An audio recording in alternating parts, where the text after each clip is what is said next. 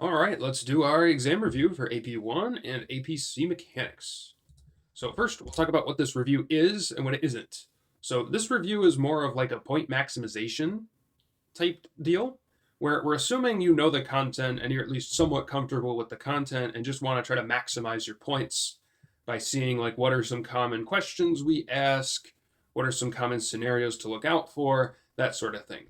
Now, if you're just looking for drill and kill of problems, I have enough videos on my channel of that. I made some hard multiple choice for each of the physics courses.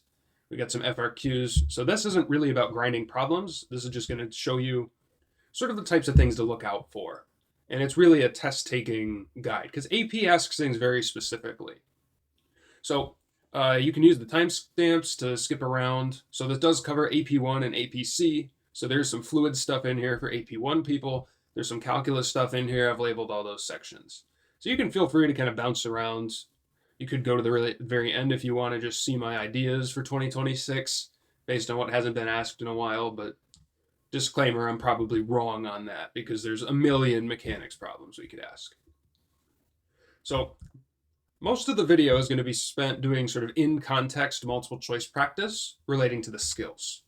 So multiple choice, it's not just multiple choice. We sort of assign a skill to each of these. And if you bring all of them together, that's sort of what we think good physics assessment looks like. I say we, but I've written stuff for College Board, but I have no knowledge of what goes on in these tests.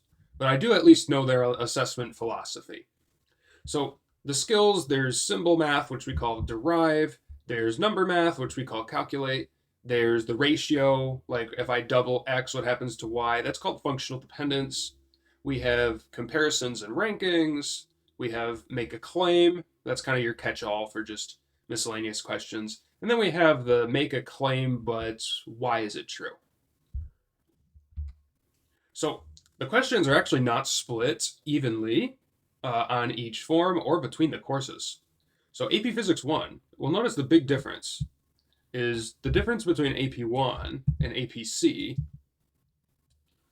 is really APC is a lot more symbol math heavy, whereas AP1 is a lot more claim heavy. So it's true that Physics 1 is a lot more of a conceptual based course. And also the level of derivations expected in mechanics is just a lot higher. So we're just going to break down kind of each of the types and give examples of each and talk about differences between the two courses when important.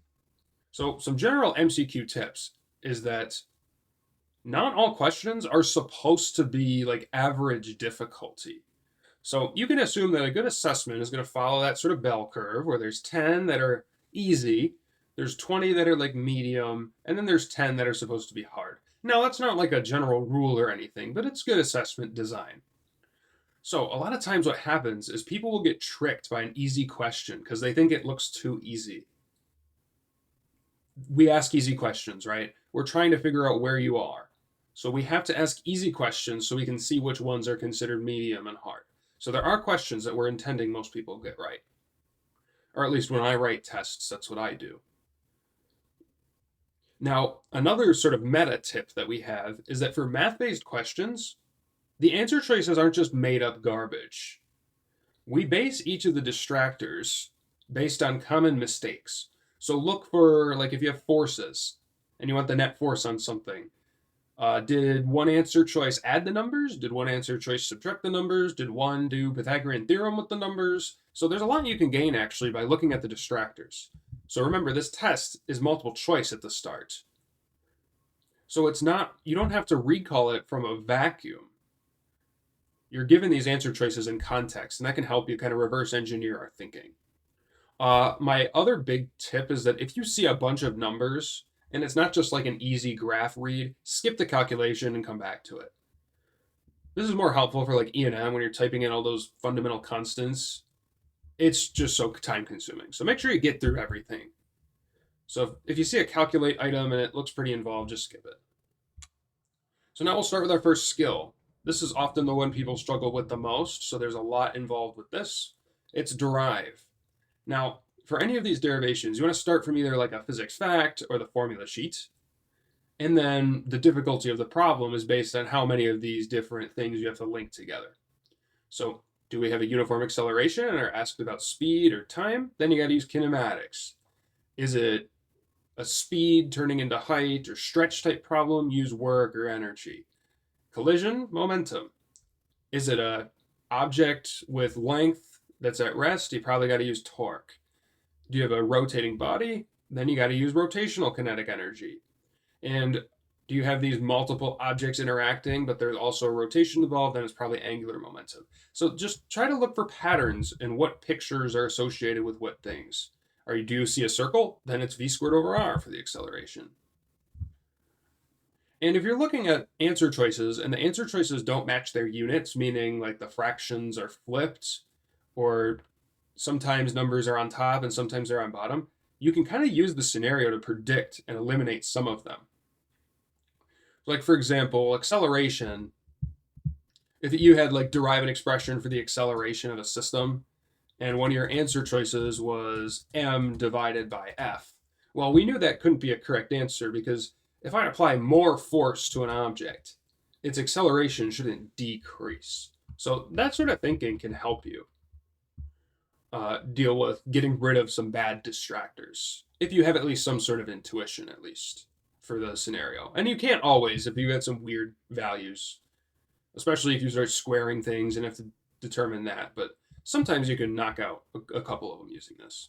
So for our first derive example, this is a pretty well-known example type. We got our Atwood, determine the magnitude of the acceleration of this system, assuming there's no friction with the pulley.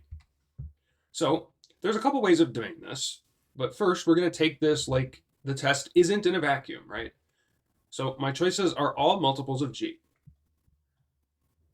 So if I'm looking at one of these masses, for example, maybe just the m, and I thought about like, what if the string wasn't there? Because I know that if I'm doing my forces, I know there's a weight pulling down here, I know there's a weight pulling down here, and then I know there's some tensions that are pulling up.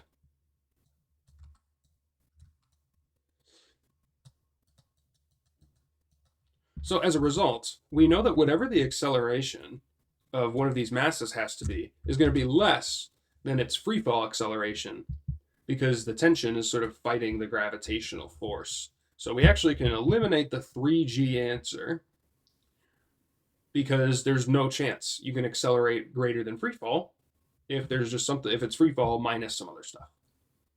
So how do you actually do this problem? Well, I like to do this using the big box. So I call this the big box, where you surround your system in a box, and the term box is very loose here.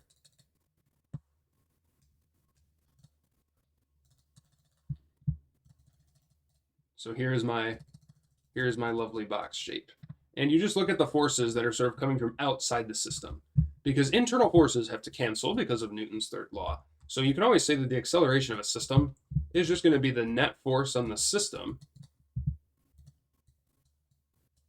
divided by the total mass of the system.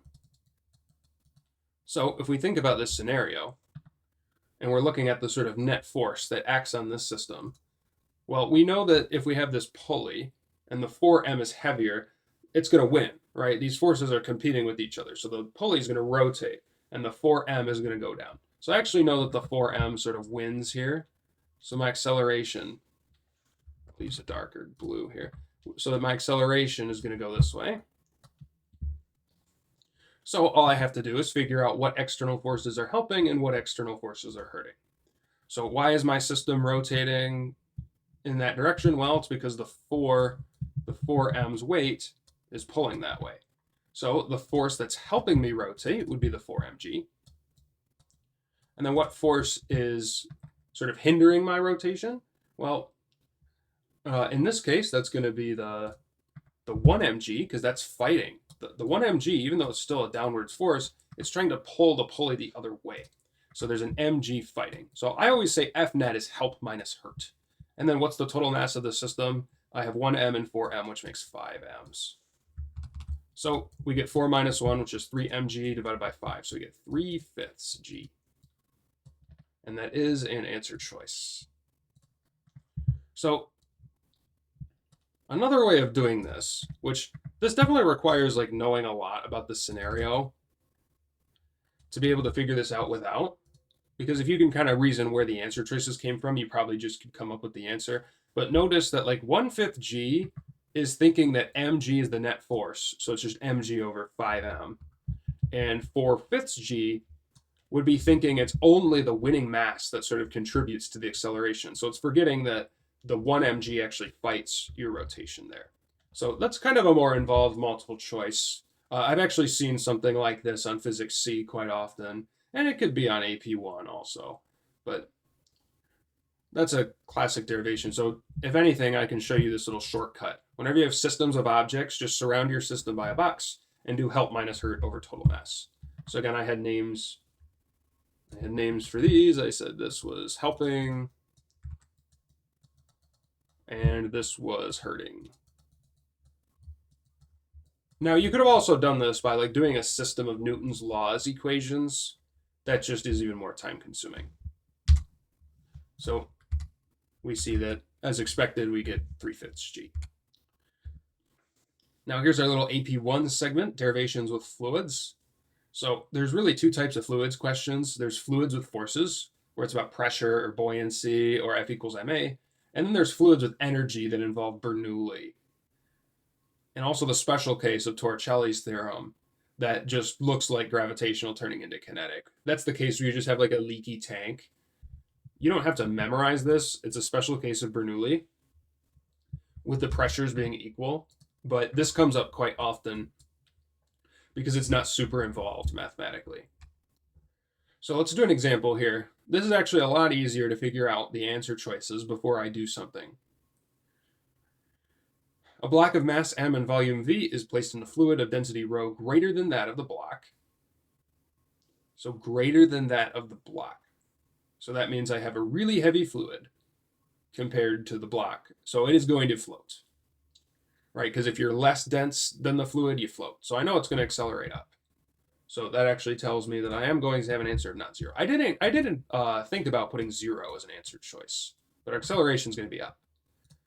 So what is the magnitude of this acceleration? Well, anytime you have acceleration, we know that we are just going to use the fact that F nets is equal to ma.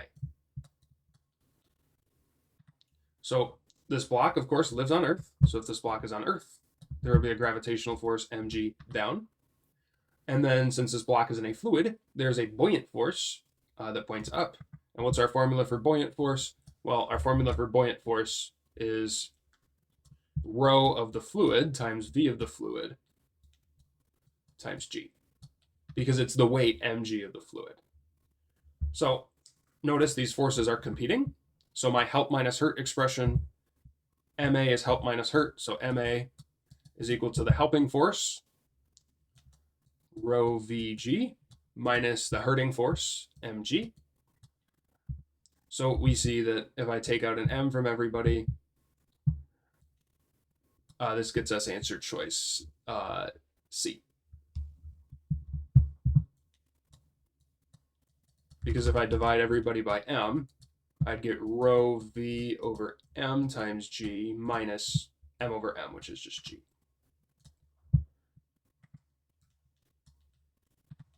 So you could have, I'm actually claiming this is one you could just see the answer based on symmetry. And I did this intentionally to make it a bit easier. So I pretended I didn't see the answers before I did this. So this answer is G. That just means the ball's in, the block is in free fall. So it's definitely not that. This, I wouldn't be totally sure what this is if I just looked at it for the first time. But what I do notice is that it's either being subtracted with G or it's being added with G. Now, the fact that I know that there's two forces on it means it's probably not A or B. And the fact that the forces are fighting tells me it is a competing effect here. So it is answer choice C for that reason. And also, for the same reason as the last time, D can't be right because you'd be accelerating faster than G. Now for APC, we have derivations with calculus, where if you have a function, you know you're going to do that. So it's like f of x equals blah, f of t equals blah. So when do you know what to do when with this? Well, if you want to find a rate at a point, or if it asks you about at a certain time, it's probably derivative, which is rate of change. But if it asks like what's the total amount or total change or total accumulation or how much mass does this have, anything about totals or summing up is integration.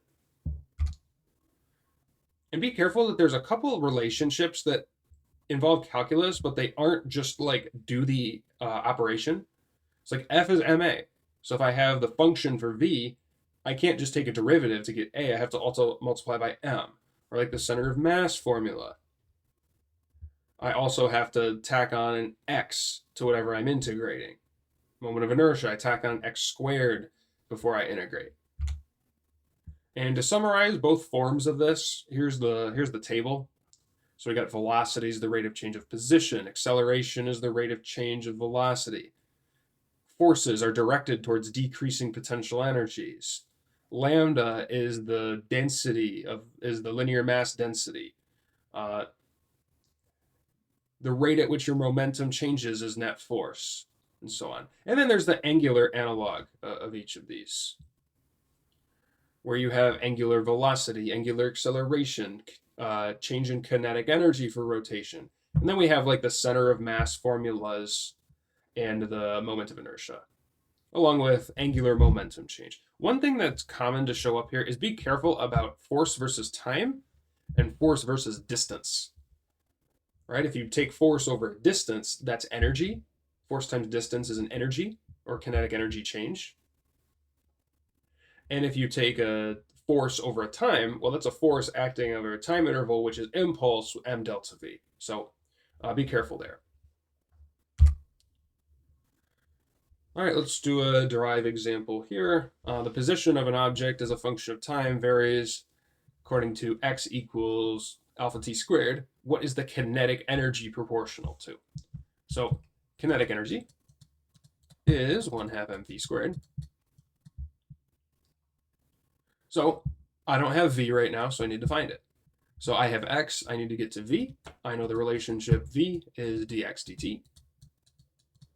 So I'm taking the derivative of alpha t squared. So I bring the power down, take away 1 from the exponents. Then I just go ahead and plug in. So k is 1/2 times m times 2 alpha t all squared. And I just care that this is proportional to t squared because I'm squaring t.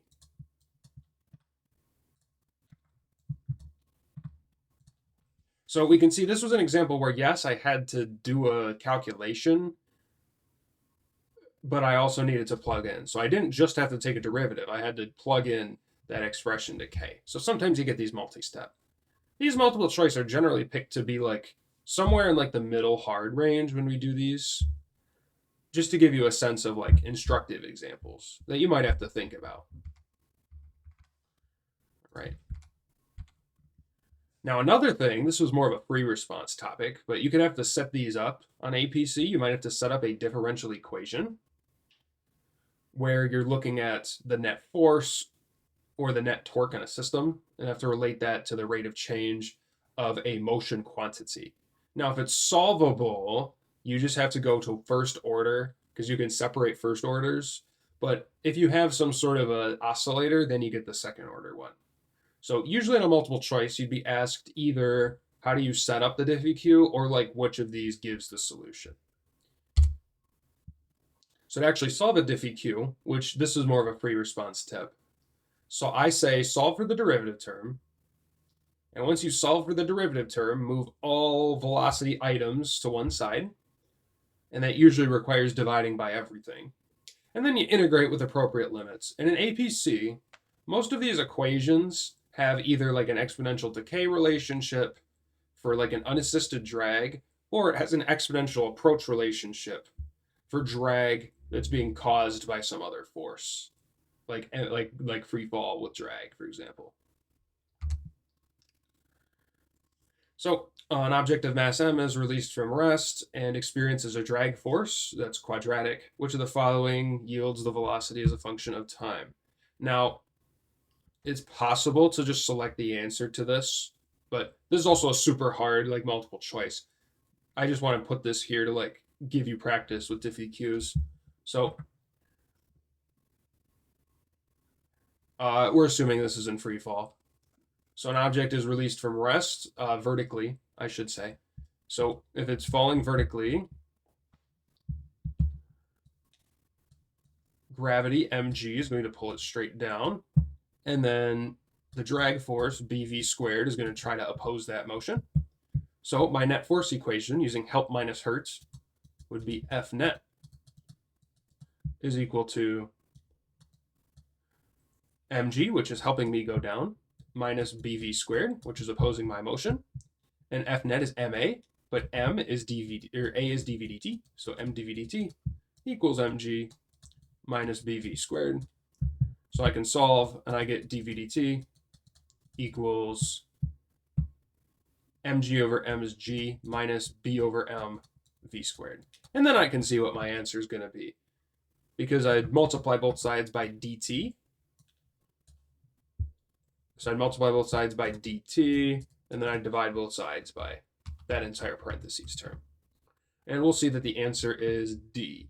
So this is one that I do think you could actually have figured out without doing anything, because we see sort of an addition of forces or accelerations. We have like 2 addition terms and 2 subtraction terms. And also one of these terms has a divide by m in it. It makes sense that the answer has to depend on m. So we can see the other mistake is just not doing like F equals ma, and it's just net force, some sort of net force integral. So that's that. And of course, I hope the answer is D. Yep, it is. So after derive, there's calculate. So calculate, it could just be a derive, and then at the end you got to punch numbers in. We do that a lot if we want to like hide the answer from you. So like for example, if you're adding 2 forces and they're perpendicular, that's a Pythagorean theorem thing, but that can be too obvious maybe if our answers have a bunch of square roots in it. So sometimes we hide that in a calculate. But what this segment allows me to do is this segment allows me just to review graphs, because there's a million different mechanics graphs out there. So remember, for a graph, there are 3 verbs that you can do. The easiest one is you can read a graph. That's just look at its value. Then if you want the rate of change, you can take the slope between 2 points, or like estimate the slope at a specific point. Then there's the area, where you get the sort of accumulation. So if you're just reading the quantity, that's the first thing you could do. But if your formula has some sort of a divide in it, division on a graph is slope. But if you're doing some sort of formula that involves multiplication, well, multiplication is created on a graph with area. So generally with read, you're looking at like plus or minus. Like if you're trying to find change only, not like a rate, you can add or subtract using a graph just by reading it. You can slope a graph, that's division, or you can take an area, it's multiplication. So here are the most common graphs you'll see. So if you read position, you get position. If you slope position, you get velocity. And if you take the area, you get nothing meaningful, because you'd get something meter seconds. That's meaningless. Velocity, take the slope of that, you get acceleration. But also, since velocity is a rate, if you work backwards, you can get displacement. Acceleration, the slope is meaningless, although many of you know the fun fact that we do actually call the slope of acceleration jerk. But especially in AP1, you're not talking about non-uniform acceleration. Then change in velocity is the area, because acceleration is the rate that your velocity changes. So if you accumulate all the velocity changes, you do get change in velocity. Be careful of the 2 force graphs, which we already talked about.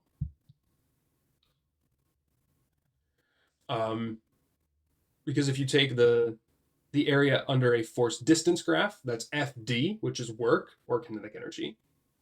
And if you take the area under a force time graph, that's FT, which is m delta v, which is impulse or momentum change. And also, don't forget that Newton's second law can be written as F equals the rate of momentum change. So the slope of that is force. And then there's the angular version of each of these. So a lot of these are just the same word, but angular in front. Yeah, I think they're all basically like that. Remember that angular work does exist. Like if you're given a torque theta graph, that one's kind of odd. And people always also freak out if they see a graph of L. All right, let's do some graphical calculate questions. Force exerted on an object as a function of position is shown. So we have F versus X. Determine the change in kinetic energy of the object between x equals 0 and x equals 5. So we got to figure out what operation is it. Is it read, slope, or area? Well, what is change in kinetic energy? Well, this is the work energy theorem. The change in kinetic energy is equal to the work. And for a constant force, it's force times distance. So since this is multiplication, this means we need to do the area, because the only way to multiply on a graph is to take the area. So we can do that. Now this is a trapezoid. I just tilt my head to see it, but I doubt many of us know the trapezoid formula. So my recommendation is that we always just break these composite piecewise linears into their sort of makeup shapes. So first we have a triangle, which is 1/2 base times height. So 1/2 times 3 times 6, so 3 times 3, that's 9 joules from this part. And then we have base of 2, height of 6 for that rectangle, which is 12 joules. So it's 9 plus 12, which is 21. So that's an area. Then I just changed the axis to the graph to say angular momentum. So we actually want to look at the average torque exerted between 0 and 5 now. So what is that? Well, there's an equation that says torque is equal to the rate of angular momentum change.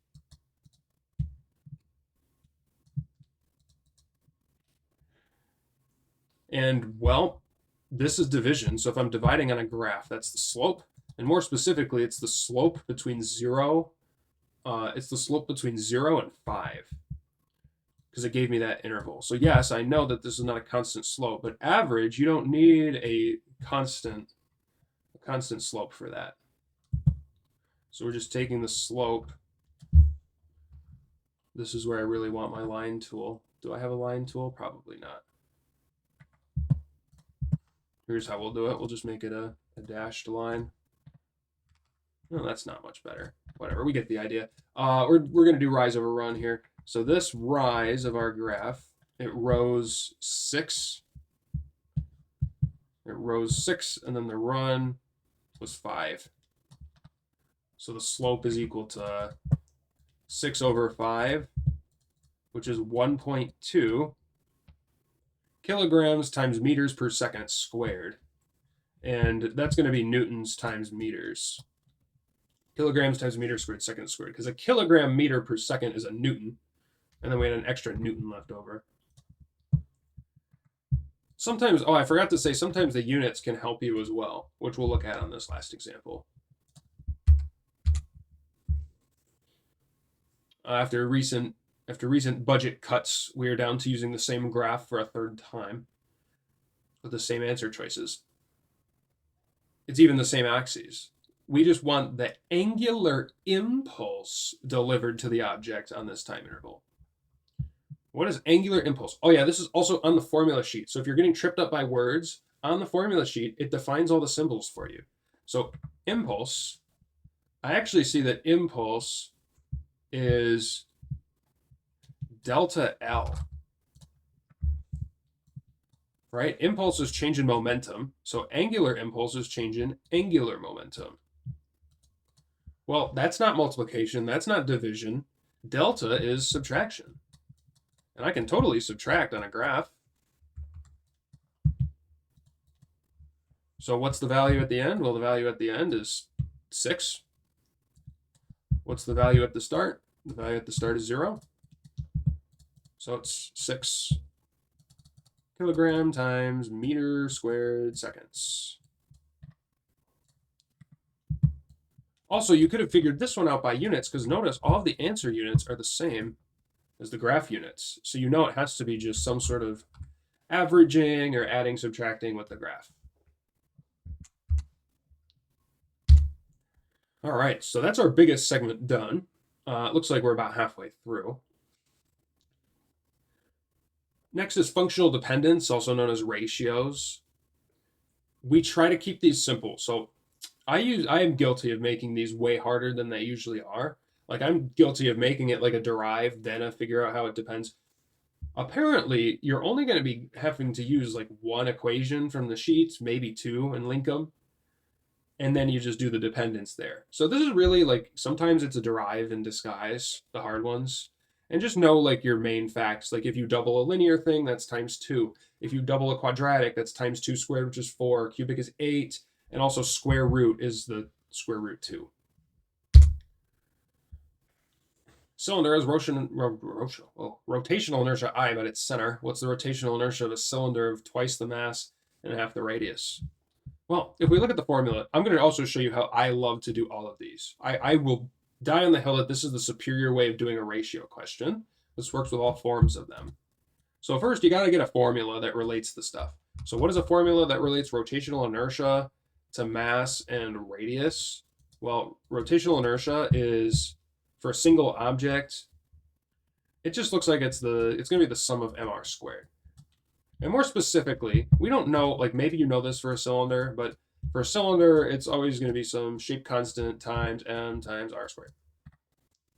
That constant is 1/2 for a cylinder, but we don't need to know that. What we need to know is that it depends on m and r squared. So what is the rotational inertia of a cylinder with twice the mass? So mass got doubled. And so whenever you change it, you can put a little tick mark there. So it has twice the mass and half the radius. Maybe we can match the colors. But the 1/2 is inside a square, so that has to get squared. So what number do I get? Well, I get 2 times a half squared is a quarter, so I get 2 times a quarter. So I new is 1/2 of the original. So even though I doubled something that increases inertia and I halved something that decreases inertia, the fact that the radius is quadratic actually causes a net change where it decreases. All right, now we have a derivation example. This is complicated for AP1, but I have seen this on Physics C before. The escape velocity from the surface of planet X is v. Planet Y has the same mass and twice the radius. What's the escape velocity? Well, we don't have a formula on the sheet called v escape, so we got to derive it. Now, to derive escape velocity, you just conserve energy.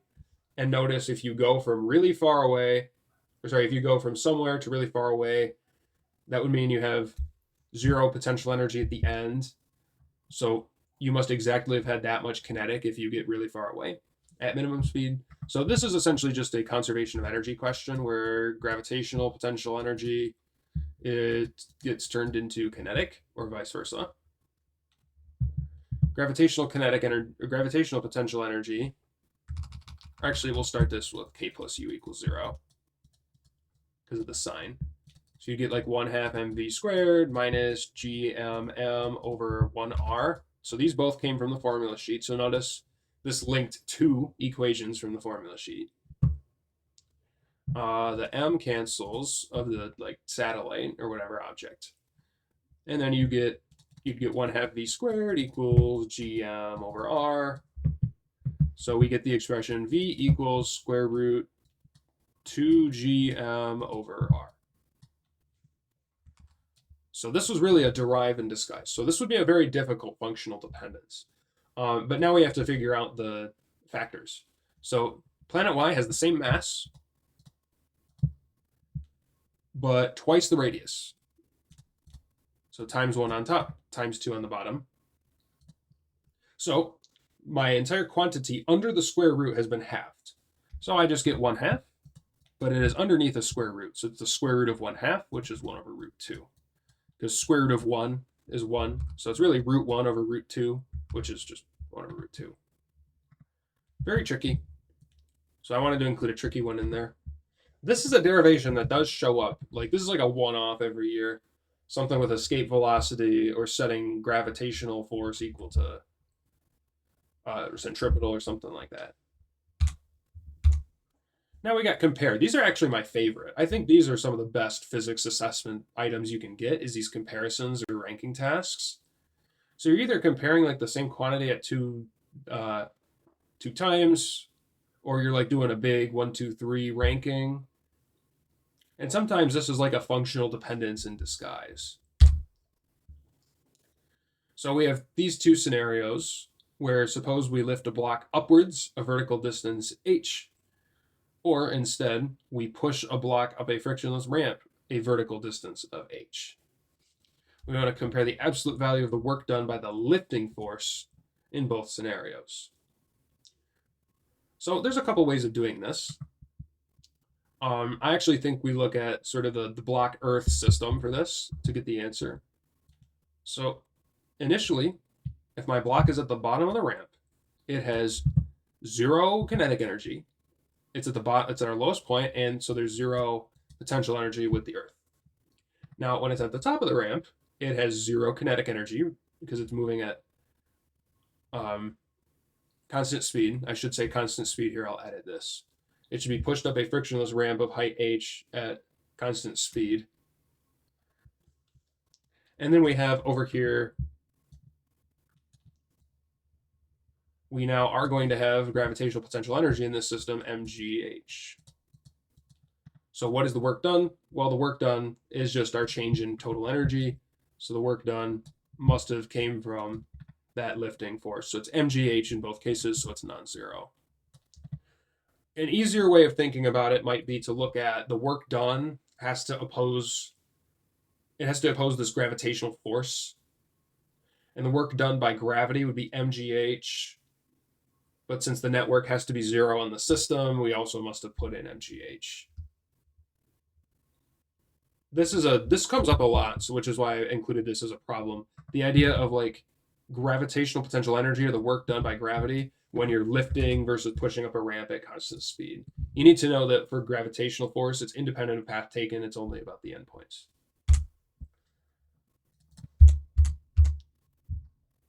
We agree, yeah. Oh, I like this one. This is definitely like a modified AP classroom item. Rank the magnitude tau of the net torque exerted on the square shown below about this pivot. You can't just, I had to say about that pivot, by each of the indicated forces. So this is a semi-quantitative example because we have a couple of formulas for torque. So the magnitude of the torque about a pivot point is, it's RF sine theta, where theta is the angle between R and F. But I don't know if I want to be doing that. That doesn't really sound great.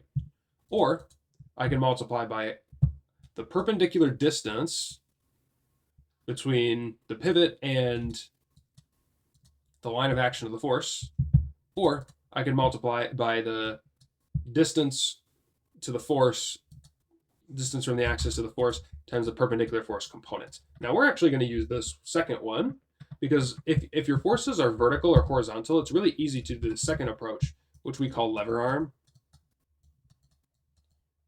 where you multiply the force magnitude by whatever perpendicular distance away the radius, the axis is, or point rather.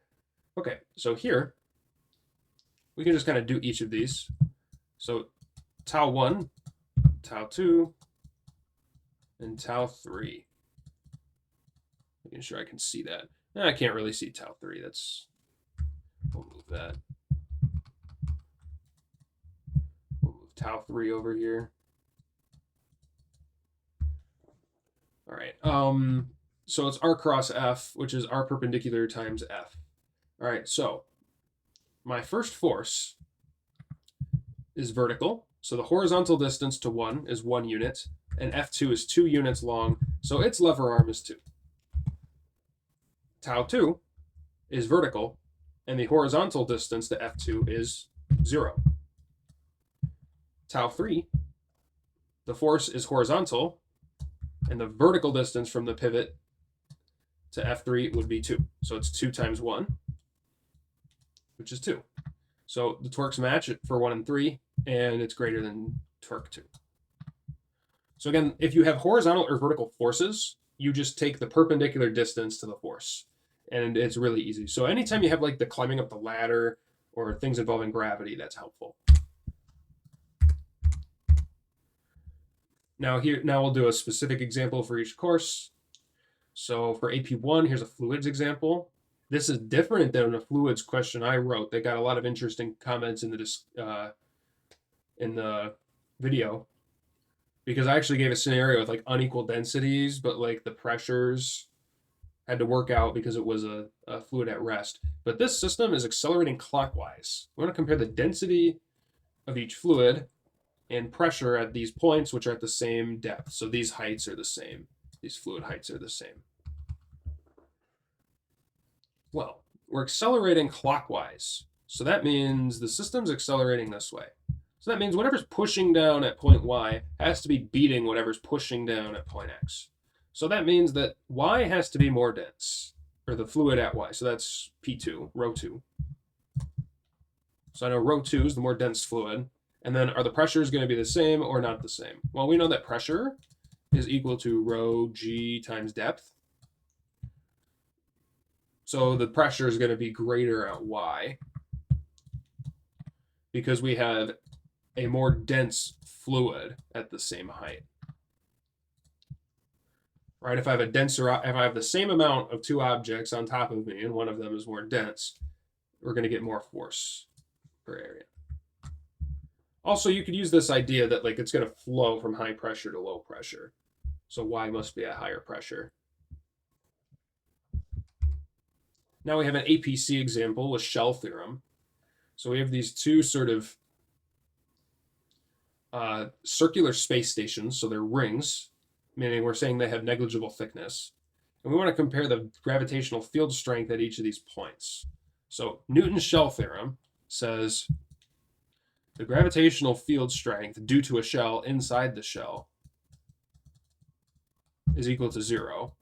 And it says the gravitational field strength contribution if you are outside a shell is equal to G times M of everything you're enclosing divided by R squared. So X and Y are both trapped inside a bunch of shells. So since X and Y are both inside a bunch of shells, G is 0 at both of those points. And then Z, it feels no gravitational pull towards the outer shell because it's still in there, but it will get attracted to, like there's a point charge. Oh, I'm so used to E&M. Like there's a point mass at the center of the system. So there will be a field at Z. So X and Y tie at 0, and Z is the biggest because it's the only non-zero value. Shell theorem is absolutely going to be a question. I don't know where it will be. It's just know that with gravity, it's center to center that matters. And if you're inside a shell, the force is 0. Also, all the same stuff applies with potential energy, center to center. Now we have claim and justify. So for claim and justify, these are sort of your miscellaneous questions. So these are like, I'll just show you. The only difference is justify has you like explain why. I actually find justify to be probably the easiest question type because a lot of the justifications, you'll just know it when you see it. So here's my section of like one-off questions that we ask mostly every year in some way that is really good for just a one-off claim. That like it doesn't make sense to put it in math usually, but it's really easy to ask as a claim. So one thing is like comparing the like scalar and vector quantities for motion. So like what's distance and displacement, what's speed, what's velocity. Think of like your lap on a circular track. Relative motion. So if you're moving relative to someone else who measures a faster speed or a slower one. Accelerations stay the same though. That's an important one. Probably saying something like V is different for observers, but acceleration stays the same. Direction of forces, like drawing free body diagrams. They try to trick you into drawing like the illegal FBD for an object on a ramp. Newton's first law. It's possible to, even though you're moving at constant velocity, there doesn't have to be a net force acting on you, right? Or the third law, you'll know it's third law because it's just word soup. Like how does blah, blah, blah force A on B compare to force B on A? Or you could have the momentum version that's like, how does the impulse delivered to block A by block B compared to the impulse delivered on block B by block A? It's so much words. If you see that, it's probably Newton's third law, and we know it's equal and opposite. Then we have fluids and pressure. So things like Torricelli, or obviously that's AP1 only fluids. If equal heights in a continuous fluid or the same pressure, will something float or not? All those things are there. When is blank conserved? So like energy is conserved if there's no network on the system. Momentum's conserved in practically every collision, unless if there's some sort of external pivot or hinge force. Angular momentum is conserved as long as there's no torques about the axis. Bar charts, think about conservation. Most of your bar charts, you're going to end up working out like your E total is the same. So if one bar goes down, the other bar proportionally goes up. Or it could be a fluid Bernoulli bar, which would be interesting. Then we have absolutely, you have to compare the rotational inertias of different shapes. You don't need to know the constants, but you need to know that if your mass is more distributed close to the axis of rotation, that's low inertia compared to far away. So like if you drop the hoop and the disc from the same ramp, the disc beats the hoop because the hoop had to waste a bunch of its energy rotating, whereas the disc didn't have to waste that much. Parallel axis theorem, this is also a one-off. This could be a derive as well, but like just knowing that the center of mass minimizes your rotational inertia. I've seen that one come up quite often. Like compare the rotational inertia at different points. What is SHM? So like the fact that if a force is exactly proportional to its displacement and acts like a restoring force, that's SHM. And the only thing that affect period are notably things like restoring, like the restoring force constants divided by inertia. So mainly not stretch. Like I can't stretch a spring longer to increase its period. And then we talked about Shell theorem for gravity. Now let's do a quick FRQ overview. We're actually quite on pace here. So we need to know how to answer these FRQs because they're always the same types. So the MR question, this is draw, derive, and maybe make a claim if it's AP1.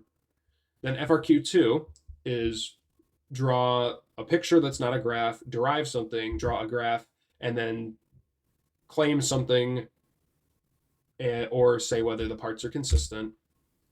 Then you got the lab, where you got to measure lab quantities, you got to linearize or at least talk about how to do it. And then they give you some other random experiment that you don't have to come up with yourself, but you do have to linearize and solve. And then the QQT is justify without math, derive using math, and make a claim or indicate consistency. It's really important to like guide yourself that as soon as you get the FRQs, read all four and try to put them into the box. So there's these boxes that these FRQs tend to live in. And in the modern test style, we don't mix across domains very often. Whereas the old test is a free-for-all of how much garbage you can cram into 3 questions. But now it's pretty well-defined breaks. So if you can find a forces question, label it forces. So you know the other one's probably not forces. The energy question is probably about height or springs or maybe rolling. Conservation of momentum, 2 things hitting each other, or 2 things hitting each other, rotating if it's angular. Then there's these variations of rotation where it might be equilibrium, it might be rolling with energy. The easiest one to spot for AP1 people is fluids. All right, so now we're just going to go through each of the 4 FRQs and just talk about them. So FRQ1 starts with a derivation, and then sometimes it might start with a drawing. So if you have to draw something first, like a force diagram, it thinks maybe drawing the forces is helpful to doing your math. But if it makes you sketch a graph after you derived something, then maybe it thinks the graph should be informed by the math you did earlier. If you have a grid, you must do something with the grid with scale. So there's sometimes we give you a grid, sometimes we don't. If we give you a grid, then the actual relative heights or lengths probably matter. So think like, should the net force be 0 or not? Or like, where is the net force directed? Is generally something we do with grid length arrows. If you're deriving, here's how you maximize your points. So you always want to start from the formula sheet because there's a point for a multi-step derivation. And we're not going to just spawn in random garbage equations that are probably the whole key to the derivation. Like it probably starts from something like F equals MA, E total equals equals E0 equals E final, momentum initial equals momentum final, torque equals I alpha, stuff like that. And we have to be substituting things into them. So to get a multi-step point, it has to look like you tried something, then the next step. You can't just draw a wall of equations. Although one time I did see someone copy the entire E&M derivation, or the entire E&M formula sheet down into a box on a question and get exactly 0 points. If they plugged one thing into another thing, then you would get at least a point. Here's a meta tip. In terms of is like variables at the end of the derivation, that actually tells you which ones will show up, and implicitly it tells you which ones won't show up. So I can key you in on some cancellations. Now, G is probably in like every question, or at least most. Like it's in the energy questions and usually a lot of the rotation ones too. In AP1, the B part of FRQ1 makes you make a claim. So it's usually some related scenario or they talk about some other aspect. You do not get points for justification. You get points for the physics facts that inform your justification. So you're not trying to convince us that you know what the answer is because there's a checkbox. Or sorry, you have to state what the answer is. So you've already told us what your conclusion is. You just need to cite evidence. So think of it not as justification points, but evidence points. So usually you got to like compare the scenarios somehow, like state some things that you know is happening to get 1 point, and then you connect that with a physics principle. Like, I don't know, the object speeds up as it falls. The object speeds up as it falls. And if it's falling, it's gaining kinetic energy. So that must mean UG goes down, something like that. Now, in Physics C, it's just a rehashed derivation. Good MRs make it entirely separate. I'm trying to think about this year's MR. I can't think of it off the top of my head how disconnected or connected it was, though. Now, for FRQ2, it starts with a representation always. And this is a more involved representation because there's 3 points to it. So it's vector arrows or free bodies or bar charts. I would expect a bar chart on FRQ1 or 2, probably not both, though. If there's a bar chart, think conservation. The whole reason we're giving you a bar chart is to think about how the bars are interacting. Then for the derivations, it's the same rules. The TBR is less involved in total usually because there's only 4 points instead of 5, which was true on FRQ1. Now, when sketching a graph on part C, it's 3 points. So usually we give a point for like, did you start your graph in the right spot? Does your graph end in the right spot or have the right like end behavior? And is the connector the same? So usually that's your 3 points. Like, does it start where it's supposed to? Does it end where it's supposed to? And did you connect it with the type of connector that it's supposed to have? And if you actually are graphing the thing you derived an expression for, then that's super nice because you can just look at that. Like if it's under a square root, it's going to open up like a sideways parabola, for example. Now, in my TBRs, I say my TBRs because I think my TBRs are good. In a good TBR, A, B, and C actually have nothing to do with each other. And they're really just different perspectives of the same story. So that's why I love writing TBRs, because it makes you think of the same problem in these different ways. So read all parts of the TBR first, even though I think that's a good thing to do with all questions, is read every part first. So try to figure out what it's making you look at, because all these representations are different. So why is it making you do that? So think about that. So theoretically, you could do the TBR, A, B, C in any order. And then part D is like the wrap-up question for the TBR. The easier form is like, are your representations consistent? So like if you have two things that are related via a formula like kinetic energy is proportional to V squared. So like if you have a bar chart and a VT graph, they'd be consistent if the K bar is big when the V graph is big. And then sometimes you might just have to say like how something changes, like if you change some initial setup. Again, I have tons of examples of these.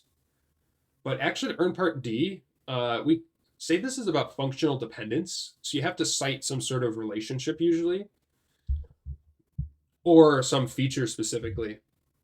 Just make sure to read how it makes you justify.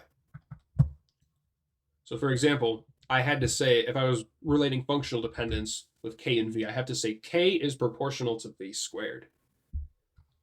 Don't say K and V are related or something like that. Actually use this notation and this symbol. And include squares or square roots or powers as appropriate, or fractions. We don't grade justifications. Justifications are just subjective. We grade physics facts that you're citing about the scenario. Now, people are scared of the lab question, but this is by far the easiest to answer. If you know zero physics, you can get 5 out of 10 points consistently. If you know zero physics on the other part, you're not getting any points. So the lab question is quite nice in that regard. So the lab question is split into these different portions, where parts A and B is about an experiment that they want you to talk about what to measure and what to graph. And then part C and D is like, here's a set of data, solve for this. So part A, you can always get your points for free in part A because they're going to give you very specific things to measure. And all you have to say is, I'm going to measure this, I'm going to measure this, and I'm going to do multiple trials. This is not a procedure. This is not a procedure anymore. The new test, you just need to say what to measure. This is not a physics skill. This is science. So you just say, I am measuring this. I am measuring this. I am doing multiple trials. Boom. A1, A2, no matter what it is. And we're very clear about what equipment you use. Then for part B, you have to relate what you collected to the quantity of interest. And especially for the lab, we're not going to give you a crazy formula. It's something from the sheet, or it's like two things from the sheet set equal to each other. Don't overthink it, especially on the first part. So to always get both points on the B part, say graph blank versus blank. After you transform your equation, the slope of the best fit line is blah. So like for example, if I was solving for, let's say I'm solving for G. This is one I did in mechanics. Let's say you're like doing free fall, where I measured the height something falls from and the time it took to hit the ground. So if I look at this equation and I measured H and T and wanted G, to get both of my B points, I would say, well, H lives on this side. That's already linear. And T is trapped by the square. So I can see that. So I would say graph H versus T squared. The slope of the best fit line is 1/2 G, which is just the number in constants in front. You don't actually need to solve this. You just need to say what the slope is. You don't need to say then G equals 2 times slope. But yeah, any linearization works. Like some people like to just make the slope their answer, which is cool. And in APC especially, there's like a rarer variant of this where like you don't solve for something, but instead it's like, does this relationship follow this rule? Then it's like a linearization testing. So like I graph, like, is H proportional to T squared? That might be the question. Is H proportional to T squared? Then you'd say graph H versus T squared. If it's linear, H is proportional to T squared. So you're not solving for something, you're just like testing if it's linear or not. This is part C. Part C asks you to plot a linearization that relates the two quantities.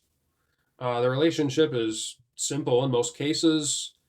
You're probably not doing a whole lot of deriving. In AP1, we've been really nice about just giving you the equation usually. So if it's something non-trivial, you should expect we probably give you the equation. So again, it might not even test your physics. It just tests, can you linearize a graph? So it must be linear. You must pick a linear set of things to graph. We don't care how you make that set linear. Sometimes we force you to pick an axis, though, in AP1. And no matter what, you can always earn 3 points on part C, even if all the linearization physics is wrong. You get a point for labeling your axes with units. You get a point for plotting the points. You get a point for drawing a best fit line. Boom, boom, boom. There are my 3 points. So for counting, that gets you to 5. Because you should get A1 just by measuring what the equipment measures. You get point A2 because you said perform multiple trials. It was incredible how generous we were on this point. Like, it is 99% of people probably earn that point. I can't imagine people who do this question that miss A2. Then you get your 3 points by labeling and plotting whatever it is you said to plot. You do get a point if it's correct, but we're not taking that for granted. Then your 2 points on part D. This is where all the work is done. I recommend just doing Desmos regression because I'm awful at slope by hand. But I would say type your linearized tables into Desmos, being very careful of X and Y. Then you click the scatter plot little button in the bottom corner and it spits out your equation. You get D1 by saying what your slope is in terms of letters, and then you get a point for a correct answer. So D2 is probably one of the hardest points on the test because there's a lot that needs to go right there, especially for APC. Now, if you get the equation, it's not terrible. Then the QQT, qualitative quantitative translation, this makes you make a claim without math. Then it makes you do a derivation. Then it makes you compare. So for A, this phrasing, which is not the best phrasing in the world, but it says justify without only manipulating equations. That doesn't mean you can't put letters. Also, please put bullet point responses for everything. We don't need a paragraph. You can put like short little equation reasonings. We're just saying you're not going to get points if you just like do a whole bunch of math and like write a symbolic expression. So we don't take away points. We'll say that. We don't take away points on this test. You just won't earn the point unless if you say the fact we're looking for. And it's usually pretty clear. And we're super generous on the grading in the QQT usually, because a lot of these can be solved in lots of ways. So usually one of these things involves like stating a physics principle, like the blocks are colliding, so momentum is conserved. Then you do some sort of some sort of comparison. Like, since the blocks stick together, the mass of the system increases, so less speed is needed to make the same momentum. And once again, like, we're feeling that you checking the right box made your conclusion correct. The QQT derivation is usually really straightforward. It's 3 points. One of the points might be multi-step derivation beginning with blah. So that means we really have, and a correct answer as another point. So like, we really have one intermediate point to give you. So it can't be too involved. So do not overthink the derivation point on the QQT. Then part C is the same thing as the end of the TBR, where it's either like, do these things match? So it's like a functional dependence. Like if you said, if you have like the quantity of interest in the denominator, then they're inversely related. So you'd use that. So this is again like functional dependence type stuff, or it's a physics fact type thing as well. All right. Now we have our final thoughts / FRQ topics that generally come up. So it seems like, and again, I could be totally wrong. Like I have no knowledge of like this. I just observe trends and have written a ton of problems for all these courses. Not necessarily for this year's test or anything, but I have enough experience of knowing how these tests are constructed from years and years of looking at past responses. So with the 4 FRQs, for AP1 seems to be a lot more consistent because we seem to be forcing a pressure question or like a fluids question. So one of your FRQs seems to be dedicated to fluids. Then we dedicate, so that means we have 3 FRQs for the rest of the class. Now, there's going to be one force torque question, most likely, where it's either a force circular motion F equals ma analysis, it's some sort of balance torque equilibrium question, or it's a like orbit question with circles, or it's some sort of like torques causing rotation. Then we have a conservation of energy question, and I consider oscillations in that same realm because oscillations are almost always dealt with using energy. And then we have conservation of linear momentum or angular momentum. So it's sort of 2 conservation law questions and then 2 force and fluid type questions. Now, here's kind of what I'm thinking based on trends. We had a question about buoyant force on last year's test. So if I were to guess, I feel like we're due for some Bernoulli. So we'll see what my batting average is this year. I'm gonna guess we're gonna see Bernoulli. Then it's also been a long time since we've seen angular momentum, but that's such a small part of AP1. I feel like we're just gonna have a normal linear momentum question. Maybe something like impulse momentum theorem related, or like an FT graph, maybe something like that. Then in terms of forces, let's see, we didn't really have like a true torque question last year. We had like a static equilibrium type stuff on the lab. So I feel like we might be due for some just straight up torque, like static equilibrium. And then I also do feel like we could be due for some oscillations. So I don't know. I feel like my pick, what do I want to pick from this category? I feel like those would be my picks. I feel like oh no, we had static equilibrium last year. It's not going to be that. I feel like that's my choices. We'll see what my batting average is. So I'm guessing we're going to get torque, oscillations, linear momentum, and Bernoulli. I love oscillations as a TBR topic, which is why there's a lot you can do with it. but it could just be good old-fashioned energy conservation. Like we had a whole like block spring system thing, so maybe they try to do like they could do something weird with orbits there. Now for mechanics, the categories kind of shuffle a bit because you don't have to deal with fluids. So mechanics is like non-rotational forces, conservation of energy or oscillations, conservation of a momentum, and then rotation. So we had rolling last year. So I actually feel like mechanics is due for like a static equilibrium or torque, maybe a conservation of angular momentum, because last year was just a pretty straightforward impulse momentum theorem thing with blocks. Then we probably have some sort of normal conservation of energy. And then I feel like circular motion was not represented very much last year. So I feel like we could end up getting some sort of like, well, where's our DiffEq? I feel like we're also due for a DiffEq this year. There wasn't a DiffEq on the released form last year. So you might get some sort of like drag DiffEq or like derive oscillation DiffEq there. So, all right, those are kind of my thoughts. So best of luck to all of us. Of course, we'll see like a week after the test, my predictions. Again, I hope that I'm at least right about the categories. So I could be totally wrong about the topics because I'm just guessing based on what came up last year. So that probably removes it from this year. But I would really like to know kind of what the category splits are going to be. I'm a lot better at predicting that for the Physics 2 related courses. But I feel like it's a pretty safe bet that these are generally how we split things. All right, best of luck.